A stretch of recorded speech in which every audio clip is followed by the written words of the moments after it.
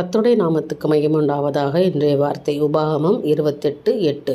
கர்த்தர் உன் களஞ்சியங்களிலும் நீ கையிடும் எல்லா வேலைகளிலும் உனக்கு ஆசீர்வாதம் கட்டளையிடுவார். ஹல்லேலூயா. எனக்கு அருமையானவர்களே, உங்களுக்கு ஒரு ஆசீர்வாதத்தை நான் கொடுக்குறேன், கட்டளை இடுகிறேன். ஏனென்றால் நீ என்னெல்லாம் கையிட்டு செய்கிறாயோ அவை எல்லாவற்றையும் நான் ஆசீர்வதிப்பேன். உன் கரத்தை நான் இன்றைய தினம் ஆசீர்வதிக்கிறேன்னு ஆண்டவர் வாக்கு கொடுக்குறார். நம்புறீங்களா? ஒரு ஆமேன்னு சொல்லுங்களேன். கர்த்தரால் மட்டும்தான் உங்களை ஆசீர்வதிக்க முடியும். என் தேவனால் உங்களை உயர்த்த முடியும். எனக்கு அருமையானவர்களே, ரொம்ப நாளாக காத்துக்கிட்டு இருக்கீங்கல்ல, கர்த்தர் இன்றைய தினம் ஒரு வாசலை உங்களுக்கு திறக்கிறார்.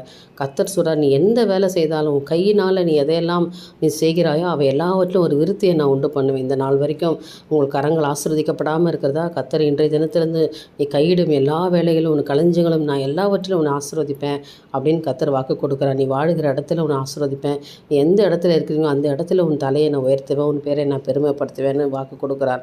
நம்புங்க, நிச்சயமாய் தேவனால் இந்த ஆசீர்வாதத்தை உங்களுக்கு கொடுக்க முடியும் என்று சொல்லி விசுவாசத்தோடு இந்த வசனத்தை உரிமை பாராட்டி ஜெபம் பண்ணுங்க.